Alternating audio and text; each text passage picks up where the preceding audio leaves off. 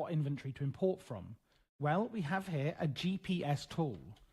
I'm going to go over to this chest over here, and I'm going to shift right click the GPS tool onto the chest, and that has selected the coordinate as this chest. And in here, I will place a netherite sword. I go back over to my programmer, I get my GPS tool, and I don't click on the import from inventory. I'm actually going to say area, and I'm going to click this on, and can you see it's got this little bit here? So I'm going to drag that onto here, like that, and then I'm going to click the GPS tool and left click it onto the area. So what I have said is import from inventory. What inventory? Well, using the area card, I'm saying it's this inventory. So the first thing the drone is going to do in this program is it's going to import something from this inventory that I've selected. Now that we have imported from the inventory, in other words, we have our weapon, it's going to import the netherite sword from that inventory. What I want you to now do is kill some mobs. So entity attack, and I'm going to drag that again onto here. And I'm going to drag another area card onto here, or puzzle piece as they're called. And for this one, I'm going to use a GPS area tool. I'm going to take a piece of dirt for this one. And this is the area I want it to kill entities in. And I'm going to place one block here, one block here. I'm going to right-click, right-click, sneak right-click even. In fact, I've forgotten. If you press shift for info, you can see here it says right-click a block to change the first one and left-click for a second. So I'm going to right-click this piece of dirt here, and then I'm going to left-click this piece of dirt. So this is the area that I'm now going to be using. And I can just break these, come off your tool and break these blocks.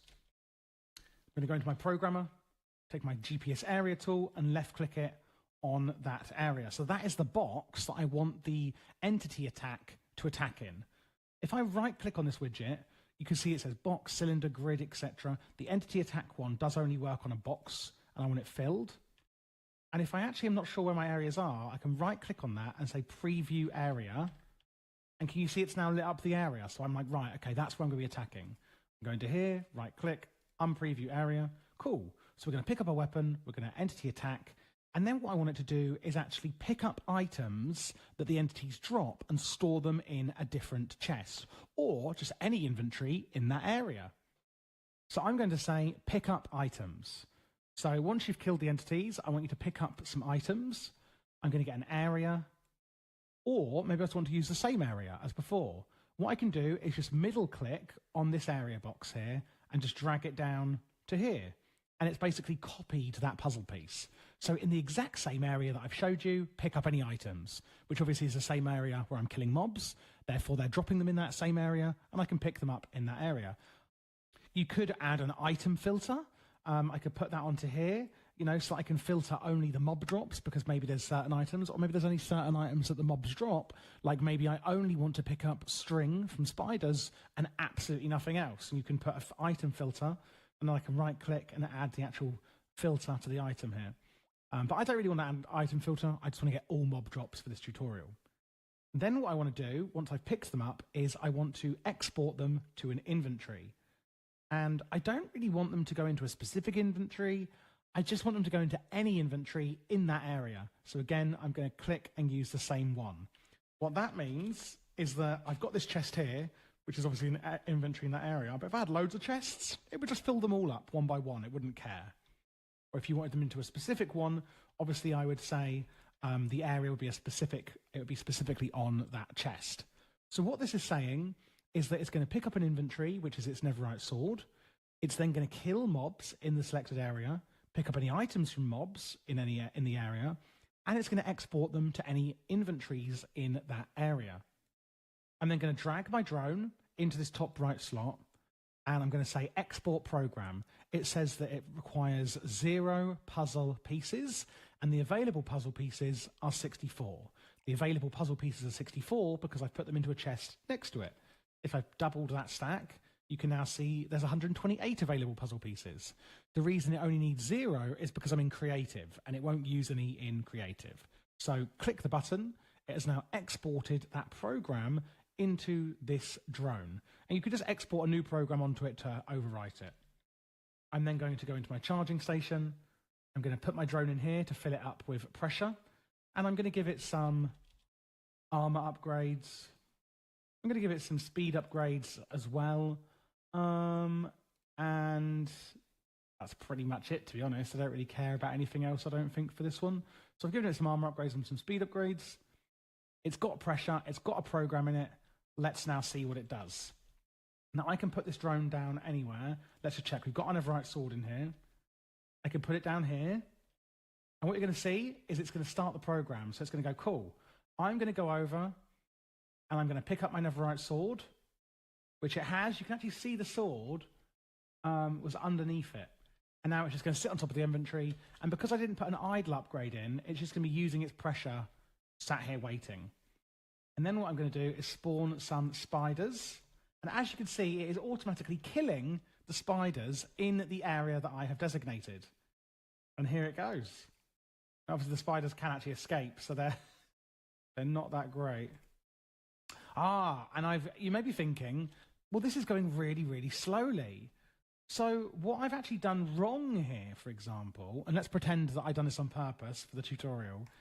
Obviously, it's going to be putting items from its inventory into the chest. So you may actually want to whitelist the items that it's putting in here, because otherwise it's just going to dump its own weapon. And its own basic melee attack is obviously not very good. So that is one thing to make sure of there when you're doing that. You could use a minigun upgrade and gun ammo to make this even easier, of course. But that is how filters actually can come in really handy with these things. But as you can see, apart from that one little mistake I made, which is very easily rectifiable with an item filter, is it has killed the items in this area. But if I place one out here, it's not going to touch them.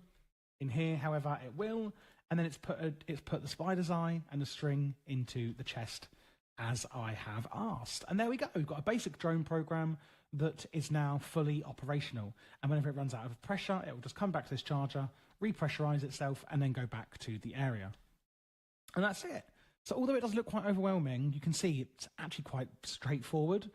If we're going to advanced here, there's so many items you could look at here. Fluid filters, coordinate operators, and there we go. If you just middle click on them in here, it will take you straight to the page in the book, and I can just press back, like crafting. I could just go back, and it tells you all about the crafting module, jump. So you can see what we've got here. We've sort of got a text one. You can use this, for example, to filter on like an entity attack, so it doesn't attack you, it doesn't attack players, it only attacks certain mobs, things like that. The item filters, the coordinate one, which is similar to the area one, a dig area, harvest, place, right click entity, void items, go to location, emit redstone, suicide, where it just it aborts the program, wait, edit sign, conditions. There's loads and loads and loads you can do with these programs, but hopefully based on the tutorial I've shown you, I've given you enough understanding to sort of make your own programs. This is a great mob farm one that to start with, you might think is a bit overwhelming, but actually when you look at it step by step like that, it's really, really clever, but actually quite easy to make. And that is how you use drones in Pneumaticraft. The last thing I want to show you in this tutorial is going to be this big thing on my head, the Pneumaticraft armor. It's similar to the drones, hence why I waited to show you it. And it's really